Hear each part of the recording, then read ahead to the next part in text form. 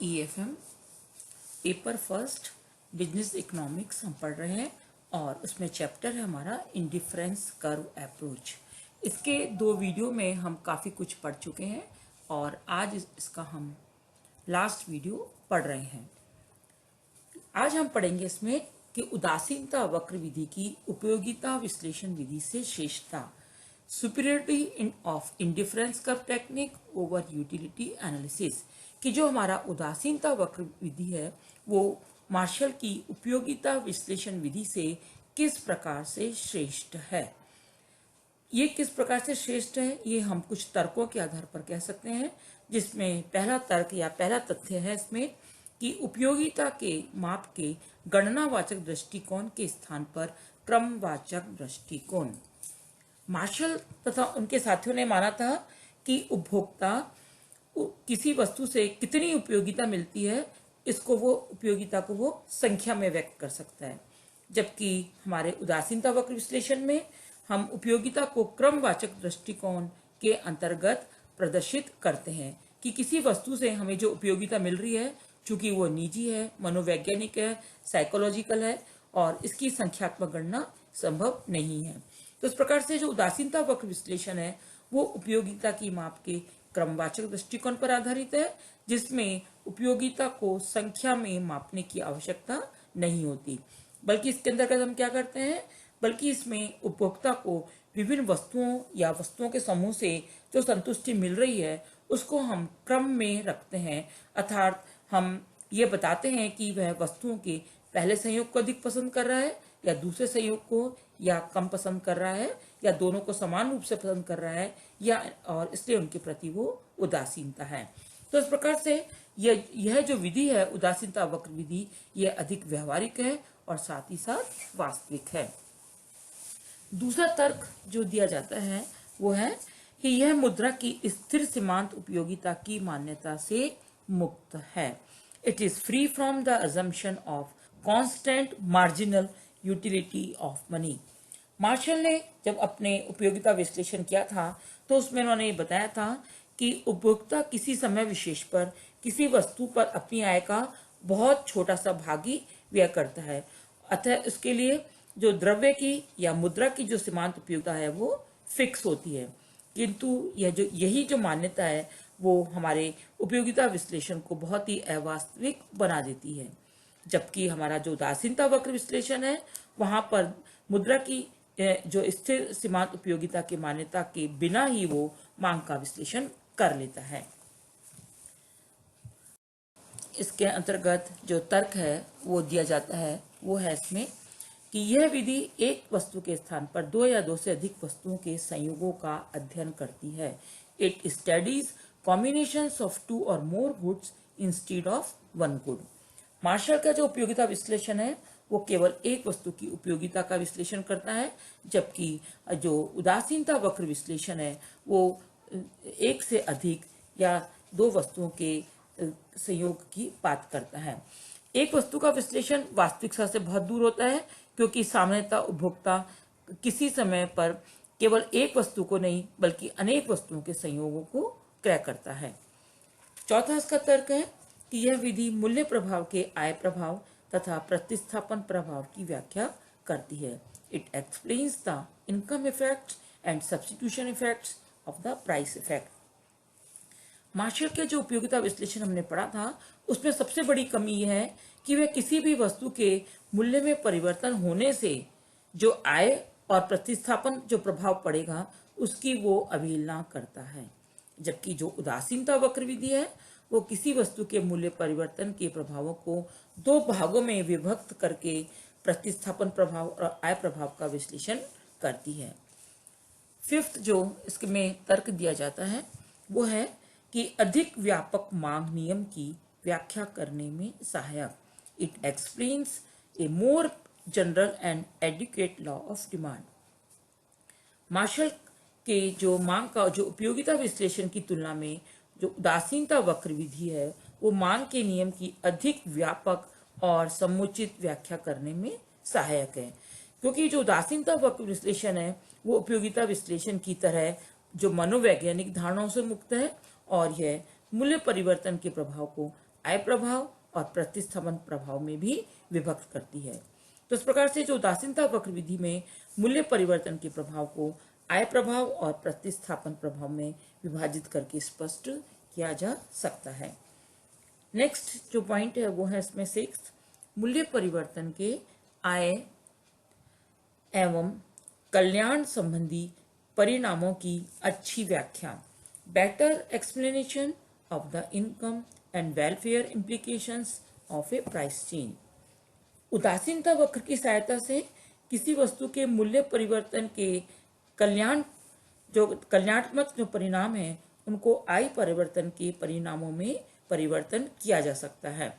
जब किसी वस्तु के मूल्य में कमी होती है तो उसका क्या प्रभाव पड़ेगा, उसके परिणाम स्वरूप उपभोक्ता कल्याण के निम्न स्तर से उच्च स्तर पर चला जाएगा, और उसके विपरीत जब किसी वस्तु के मूल्य में वृद्धि होगी तो जो उपभोक्ता है वो संतुष्टि के ऊंचे स्तर से नीचे स्तर पर आ जाएगा।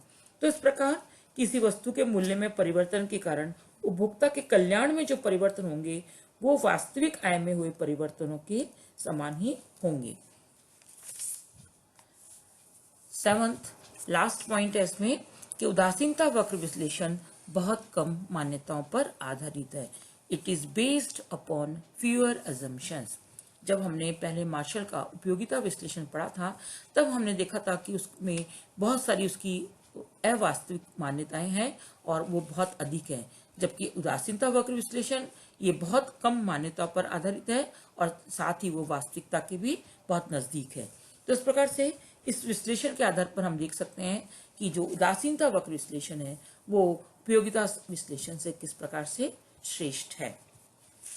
इसी के साथ आज हम नेक्स्ट पढ़ेंगे इसमें उदासीनता वक्र विश्लेषण की आलोचनाएं, criticism of indifference curve analysis.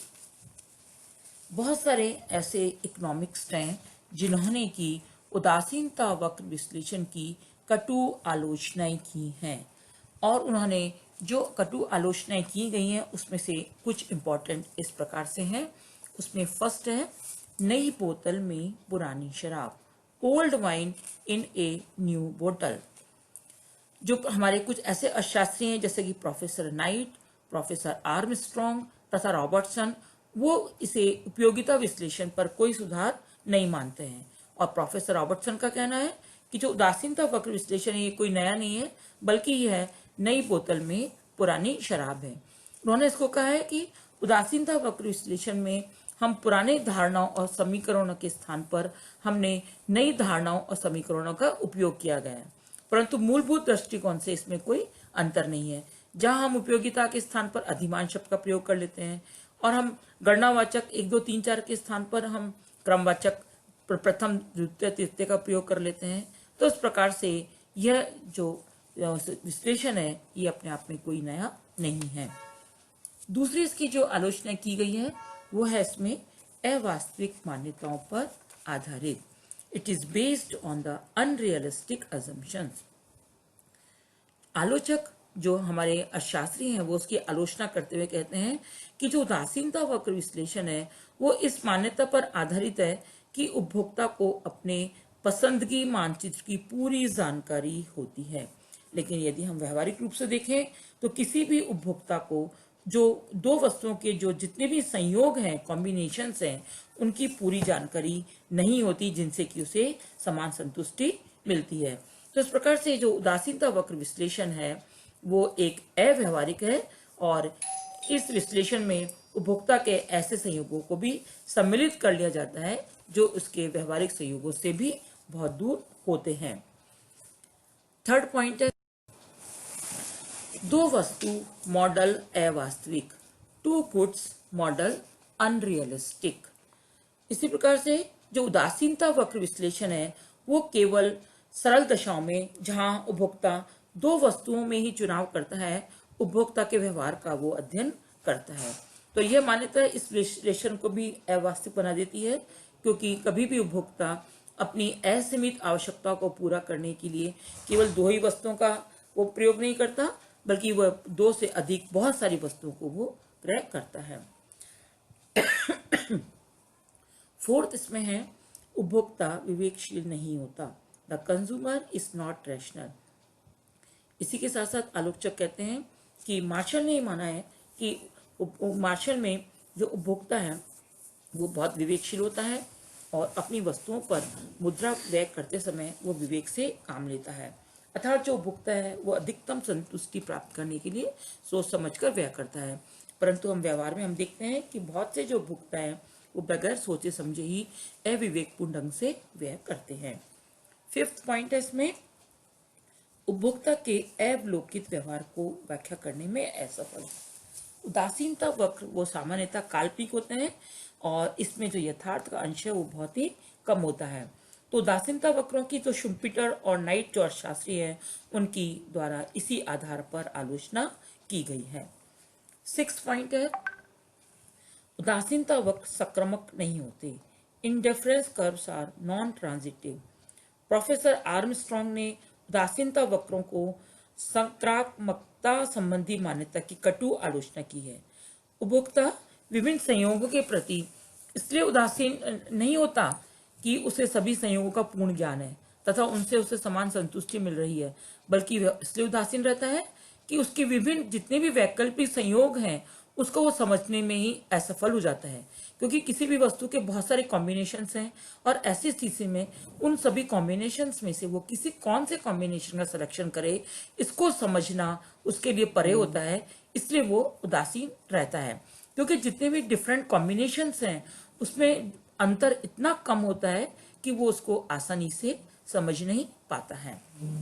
7वां जो है, केवल व्यक्तिगत उपभोक्ता संतुलन का अध्ययन। It explains the equilibrium of an individual consumer only. जो उदासीनता वक्र विश्लेषण है उसकी आलोचना इस आधार पर भी की जाती है कि यह विश्लेषण समूह संतुलन पर कोई प्रकाश नहीं डालता है।